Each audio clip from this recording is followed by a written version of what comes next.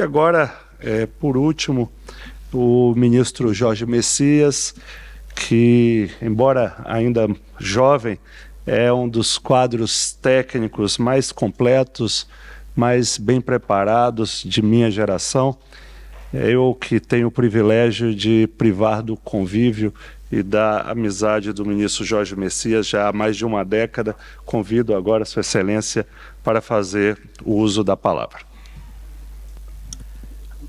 Muito boa noite às senhoras e os senhores. Eu cumprimento de uma forma muito carinhosa o presidente da nossa mesa, o meu amigo presidente do Tribunal de Contas da União, ministro Bruno Dantas, um dos grandes juristas da nossa geração, que o Brasil tem o privilégio de ter hoje à frente do órgão de controle maior do país, que é o nosso Tribunal de Contas da União, que já tem uma vida inteira de serviços prestados à causa pública e, portanto, é motivo de grande admiração por todos nós.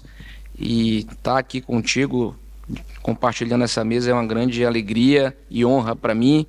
Eu gostaria de cumprimentar os demais colegas da mesa, na pessoa da minha colega, professora Tarsila Fernandes. A doutora Tarsila, para quem não conhece, é procuradora federal da Advocacia Geral da União, por isso que ela já me ajudou fazendo uma ótima propaganda da nossa Procuradoria Nacional de Defesa da Democracia. Muito obrigado, doutora Tarsila, pela sua fala, nos ajuda muito a abrir um debate tão relevante para o nosso país, para o mundo, na realidade, nesse momento. Eu começo a minha fala já causando polêmica, lembrando que o primeiro grande alerta sobre os riscos do populismo foi feito por um comunista, o Marx, quando ele falava que há um espectro que ronda o mundo, o espectro do populismo. E, nesse momento, nós podemos dizer que não é mais um risco. Nesse momento, nós podemos dizer que o populismo já é uma realidade que o mundo experimentou ao longo de mais de um século, infelizmente, vindo a ceifar milhares de vidas. E eu falava há pouco aqui com o ministro Bruno Dantas que os eventos que a professora Tarsila narrou, infelizmente, vividos recentemente no Brasil, esses eventos não foram obra do acaso, esses eventos, eles são frutos de várias ações de discurso de ódio, de fake news, que levaram pessoas a cometerem atos criminosos contra a existência do Estado Democrático de Direito. Mas, como sabemos, não é fácil definir o populismo. Tivemos aqui a oportunidade de ouvir a palestra do professor Ricardo Mack e eu prefiro fazer uma análise mais interdisciplinar para compreender o processo a partir de diferentes leituras e abordagens, porque temos que enfrentar a discussão também, não só na perspectiva da ciência política, das ciências sociais, mas também a partir dos fenômenos econômicos. E é fundamental que a gente traga esse aspecto, porque quando nós falamos da figura do populismo, a velha luta entre a elite e o povo, nós também temos de lembrar que há uma questão subjacente do ponto de vista econômico que está colocada nessa discussão. Aqui, lembrando os movimentos populistas mais recentes, quero fazer aqui a lembrança ao movimento populista nos Estados Unidos, com o Partido do Povo, ou mesmo com o Partido Democrata, na liderança de William Bryan, em que as questões econômicas foram colocadas ali naquele movimento, e a partir daquele momento, num passado mais recente, o fenômeno populista foi tratado a partir da discussão econômica.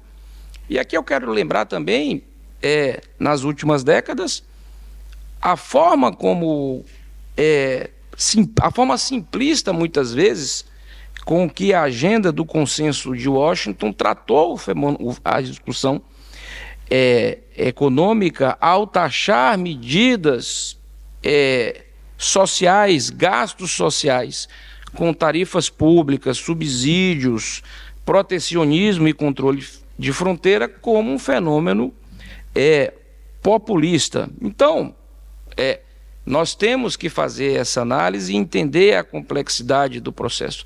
Não creio que seja útil que a discussão ela se resuma meramente à discussão das ciências sociais ou às ciências políticas. Bom, de acordo com os economistas liberais, essas intervenções governamentais, elas seriam, evidentemente, corrigidas pelos agentes econômicos que acabariam por impor as políticas sustentáveis de livre mercado, né? Veja, se até mesmo a libra esterlina havia sucumbindo à especulação financeira, não havia mesmo alternativa. O Estado deveria recolher-se da cena econômica e social. E aqui eu trago um aspecto interessante, porque muitas vezes o que nós vemos é a discussão do próprio papel do Estado. E quando nós falamos do populismo de direita e o populismo de esquerda, há sempre esse aspecto, a disputa pelo tamanho e pelo papel do Estado. Evidentemente que a liberação irrestrita, como nós sabemos, não cumpriu suas promessas. As reduções dos impostos sobre renda e propriedade apenas aumentaram a desigualdade, tendo pouco impactado o crescimento econômico. A desregulamentação dos mercados de informação permitiu, por sua vez, a criação de monopólios ainda mais poderosos e formas de manipulação ainda mais perversas. A abertura financeira trouxe, por fim, instabilidades sucessivas. Esta era econômica parece ter entrado em colapso em setembro de 2008, junto com o sistema financeiro global. Aqui temos um outro aspecto que o professor Carlos Blanco lembrou em sua fala inaugural, que é a associação do fenômeno populista com as crises. Evidentemente, nós falamos das crises políticas, crises sociais e crises econômicas. Agora, eu aí gostaria de realmente aprofundar essa questão, tentando entender ou colocar luzes sobre um outro aspecto. Quais são as causas dessas crises? Então, quando eu apresento a discussão a partir de uma preocupação de uma agenda econômica, eu quero dizer que o fenômeno populista também está associado à forma como o Estado entrega direitos à sociedade. E a partir dessa perspectiva, nós identificamos no passado recente uma série de crises recentes, a bolha financeira nos Estados Unidos e aqui na União Europeia, que acabou atingindo o mundo inteiro e o Brasil não ficou fora, evidentemente, desse processo. Bom, os bancos eram grandes demais para falir, os partidos políticos nem tanto.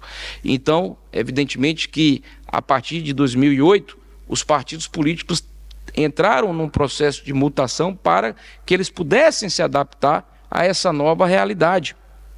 E aí tem vez a discussão do neopopulismo, como é que o fenômeno populista passou por um processo de mutação. Bom, nos Estados Unidos, no final do século XIX, um cenário de deflação, desemprego, monopólios privados e baixos níveis de proteção social levaram, como nós sabemos, a uma forte onda populista.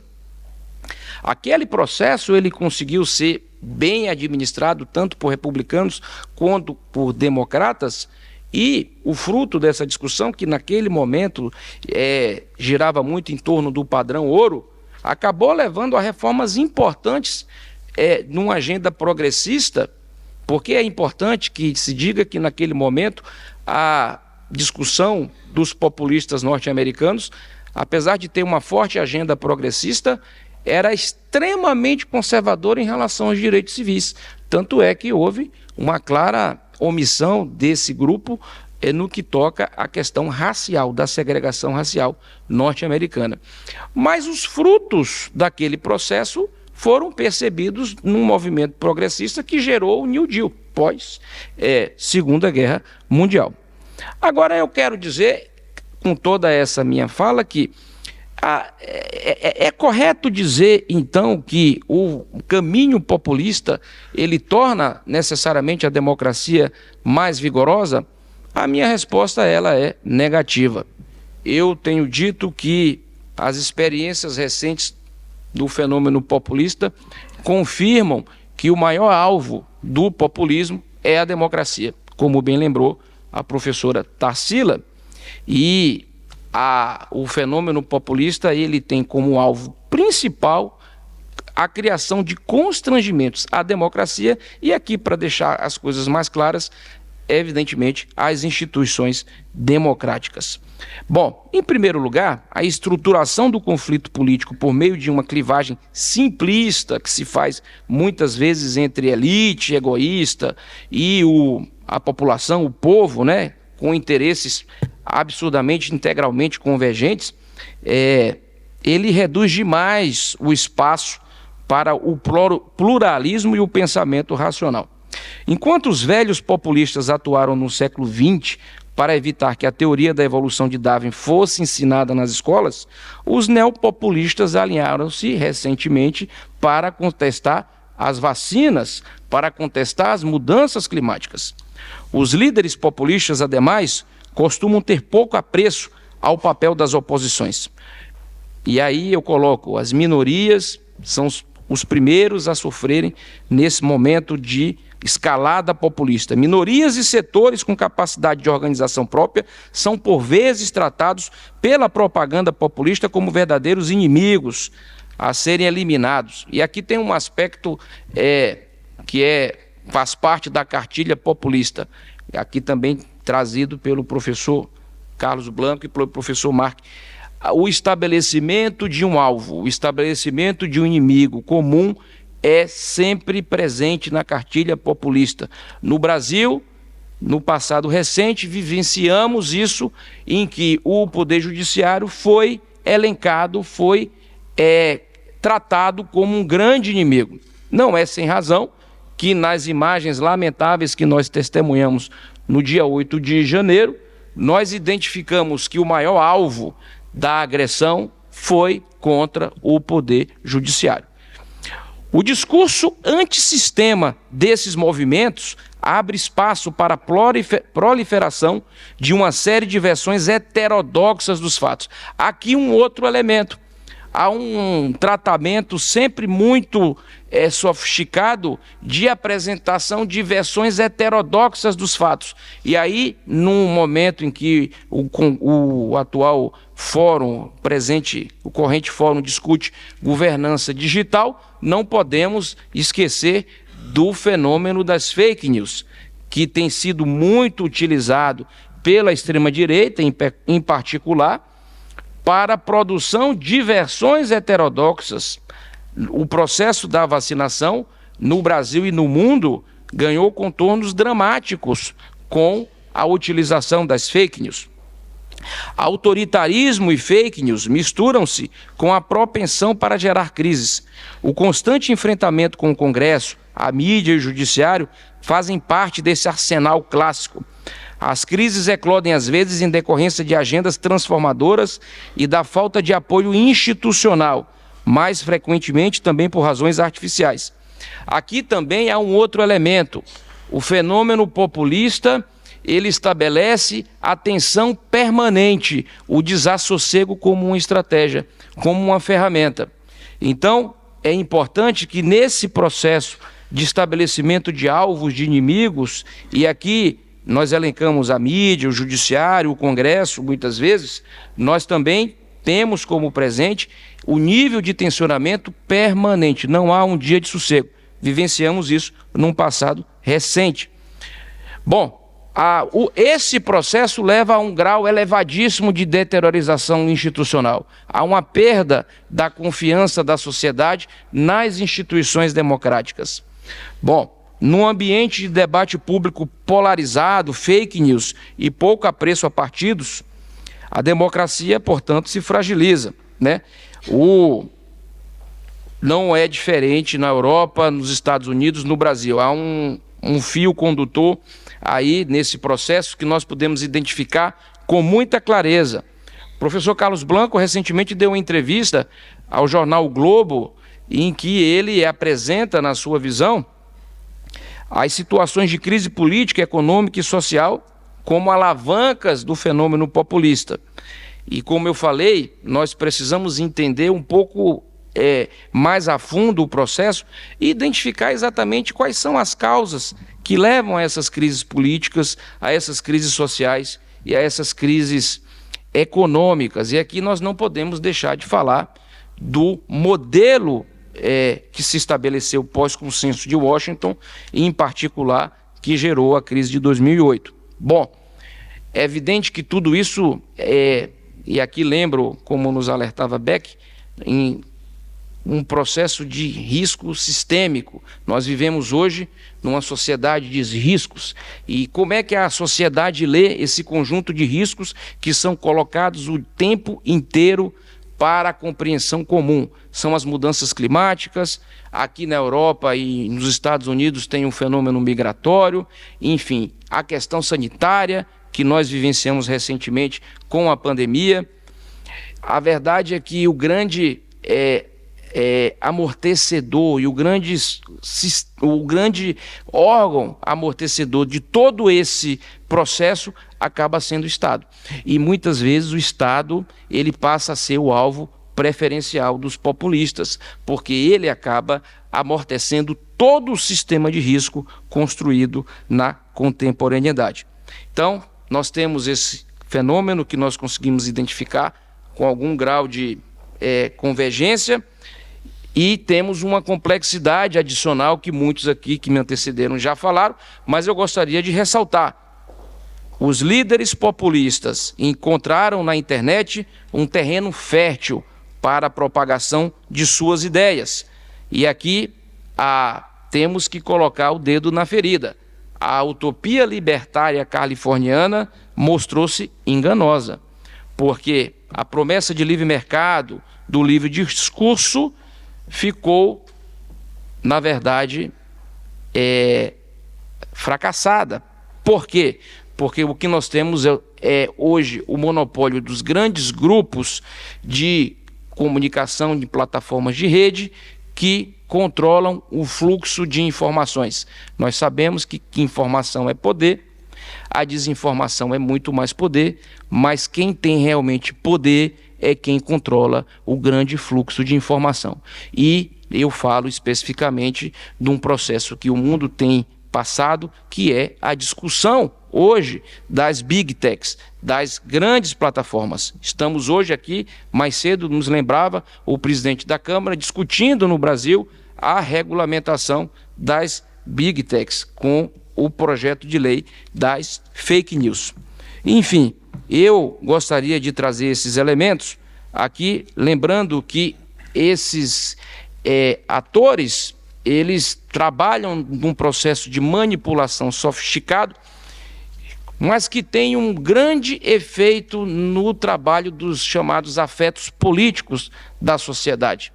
Quando nós vemos um processo de fake news com migração e identificamos uma série de países que não têm problemas migratórios, principalmente aqui na Europa, e que trabalham a criação de leis anti-imigração, nós identificamos a força deste processo no cotidiano de diversos países.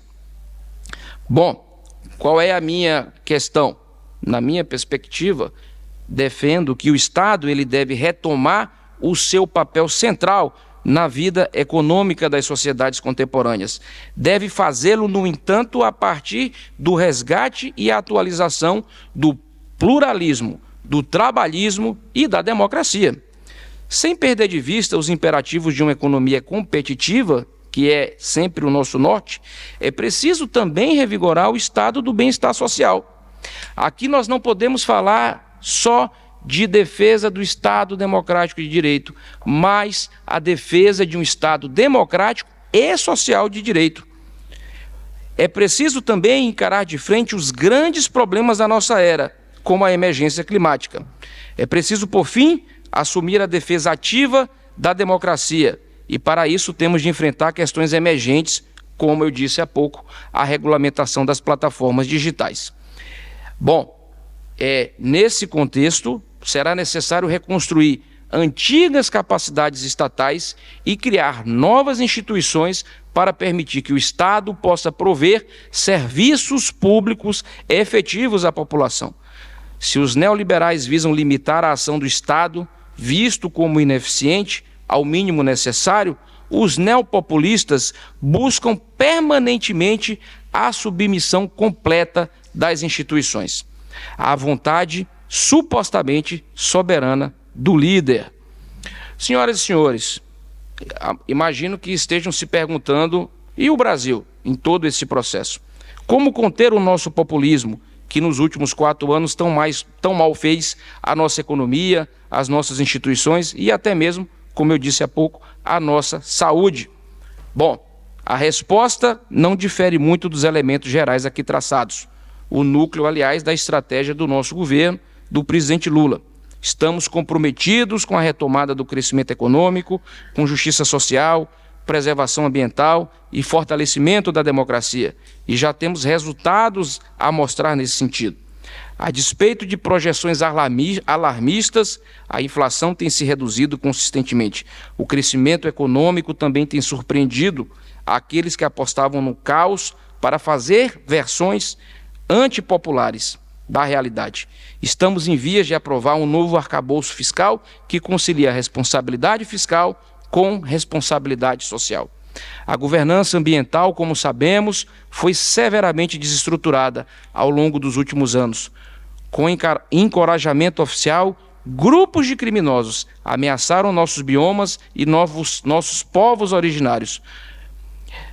Gostaria aqui, nesse momento, como lembrou a minha colega a professora Tarsila, de destacar em todo esse contexto o papel da Advocacia Geral da União, instituição que lidero e fez um trabalho nos últimos 6 meses muito significativo para a retomada da melhoria da governança ambiental, ao criarmos a Procuradoria Nacional de Defesa do Clima e do Meio Ambiente. A nova unidade está encarregada de desenhar soluções jurídicas que sustentem uma política ambiental vigorosa. Em relação ao fortalecimento da democracia, é preciso dizer, antes de mais nada, que nossa democracia sobreviveu a graves ameaças extremistas. E aqui nós precisamos lembrar da origem desse processo. Aqui sabemos que as domingueiras golpistas cevaram este processo que levou à invasão da Praça dos Três Poderes e que fragilizou, num ato golpista, de tentativa golpista, a nossa democracia. Agora eu quero dizer que nossa democracia resistiu e saiu mais forte. As nossas instituições, elas deram rapidamente uma resposta, não só à sociedade brasileira, mas como todo o mundo, do que nossas instituições são capazes para zelar a democracia. O presidente Lula tem apostado na reabilitação da política como local para convergência de posições e criações de consenso. É muito importante dizer que um dos elementos do populismo e que foi presente na realidade brasileira nos últimos anos foi o estabelecimento da política como inimigo. Nós vivenciamos isso principalmente no processo da Lava Jato, quando a classe política ela foi criminalizada. Nós precisamos resgatar a política como um local nobre de solução de conflitos da sociedade. E não criminalizar. A criminalização da política não é solução. Ela precisa ser resgatada como esse espaço de solução de conflitos. E aqui precisamos destacar que a valorização do nosso parlamento é fundamental nesse processo. Voltamos também a apostar na participação social para o reestabelecimento de políticas públicas. A sociedade civil ela foi afastada das políticas, da formulação das políticas públicas. Hoje, a partir da criação do novo Conselho Nacional de Desenvolvimento Econômico, Social e Ambiental, a sociedade voltou a fazer parte do processo de formulação de políticas públicas. A Advocacia Geral da União está amplamente comprometida com a implementação dessa agenda. Tendo em conta nossas competências, temos atuado para dar maior consistência e robustez jurídica às políticas governamentais. Este trabalho já vem dando fruto e resultado. Nós podemos aqui citar uma redução da ordem de 40% do número de demandas originárias apresentadas perante o Supremo Tribunal Federal que visavam a questionar políticas públicas do governo federal. Já é um número extraordinário ao longo dos últimos 6 meses. Enfim, eu quero dizer aqui, fazendo coro à fala da professora Tarsila, que no Brasil, a senhora citou o artigo 17, eu quero agregar com o artigo 23. É competência comum da União, dos estados, do Distrito Federal e dos municípios zelar pela guarda da Constituição, das leis e das instituições democráticas. Todas as instituições democráticas, elas devem ser protegidas a partir da nossa Constituição Federal. Por isso que nós criamos, professora Tarsila, a Procuradoria Nacional de Defesa da Democracia. E aqui eu quero citar aqui um dado bastante preocupante. Nos últimos 4 anos, houve uma redução da cobertura vacinal do número de 73% para 57%. Em algumas faixas de idade, figuramos agora nas últimas posições da América Latina. Isso é fruto do quê, gente? Então, vamos analisar exatamente o que aconteceu nos últimos 4 anos. É preciso que esta máquina de fake news, que atua diretamente contra a credibilidade do nosso sistema vacinal, seja combatido, porque nós temos a obrigação constitucional de zelar pela integridade das nossas políticas públicas. Enfim, caminhando aqui para o final, caberia perguntar se após tão profunda crise, o Brasil logrará concretizar tais promessas de retomada do crescimento com justiça social, preservação ambiental e fortalecimento da democracia. Eu quero dizer a todos que, a despeito dos riscos deste novo tempo, estou seguro de que estamos no caminho correto. Não é porque estou aqui em Lisboa, mas temos o exemplo de Portugal. Após uma dura crise financeira, Portugal evitou a rota fácil do populismo e embarcou em consistente ciclo de crescimento econômico com progresso social. Não à toa, a democracia parece ao menos um bocado mais segura aqui, professor. Evocando assim o nosso poeta Chico Buarque, que, para nossa alegria, ganhou aqui recentemente o Prêmio Camões. Caberia nos questionar sobre as léguas a separar nossos países. Creio que a partir de janeiro de 2023 as distâncias se encurtaram bastante, mas sei o quanto ainda é preciso, meus caros colegas, navegar. Muito obrigado.